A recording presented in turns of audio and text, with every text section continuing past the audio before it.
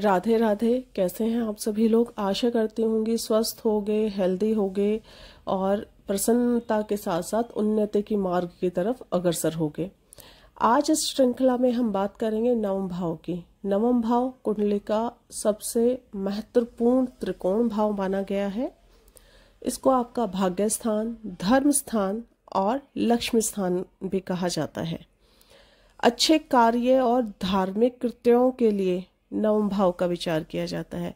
अगर किसी व्यक्ति को कामना है कि उसकी आयु लंबी हो तो उसके 9th हाउस को देखिए। जितना सुंदर 9th हाउस होगा उतनी उसकी आयु बढ़िया होगी, क्योंकि 9th हाउस उसके द्वारा किए गए शुभ कर्म और नैतिक आचरण को भी दर्शाता है और अष्टम से द्वितीय हुआ ये वृद्धि दर्शाता है।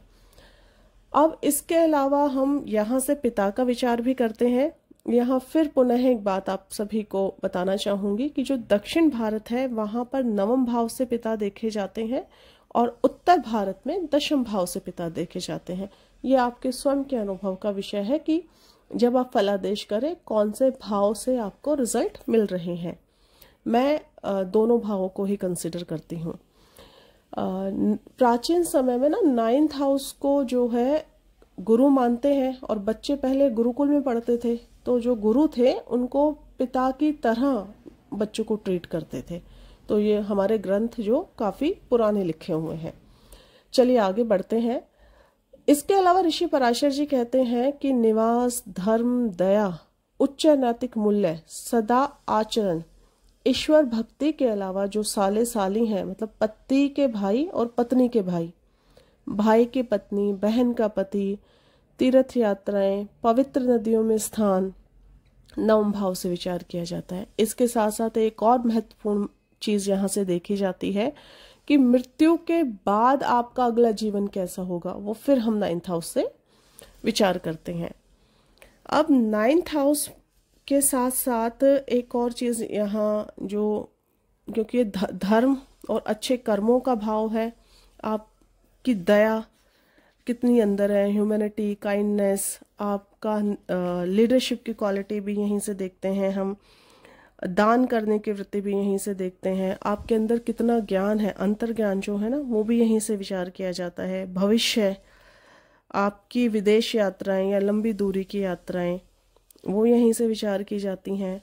अगर शिक्षा की बात करें तो आध्यात्मिक पढ़ाई, कानून की पढ़ाई, दर्शन शास्त्र, विज्ञान और साहित्य भी यहीं से विचार किया जाता है।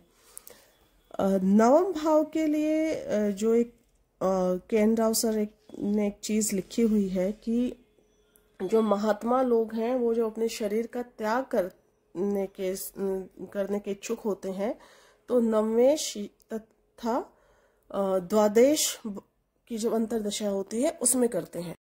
द्वादश भाव की जो अंतरदशा होती है उसमें करने के इच्छुक होते हैं। अब जब हम भाग्य की बात करते हैं तो हम कैसे जाने कि हमारा भाग्य अच्छा है, तो चलिए 2-3 सूत्र इससे संबंधित भी आप लोगों के साथ साझा करती हूँ। नंबर 1, जब 2nd लॉर्ड और 9th लॉर्ड का आपस में परिवर्तन हो, उच्च का शुक्र हो नवमेश के साथ और शनि आपके 3rd हाउस में हो। तीसरा रूल, 9th लॉर्ड केंद्र में हो और जुपिटर 9th हाउस में हो। चौथा rule, 9th Lord 9th house में हो और बुध का उच्च का होना।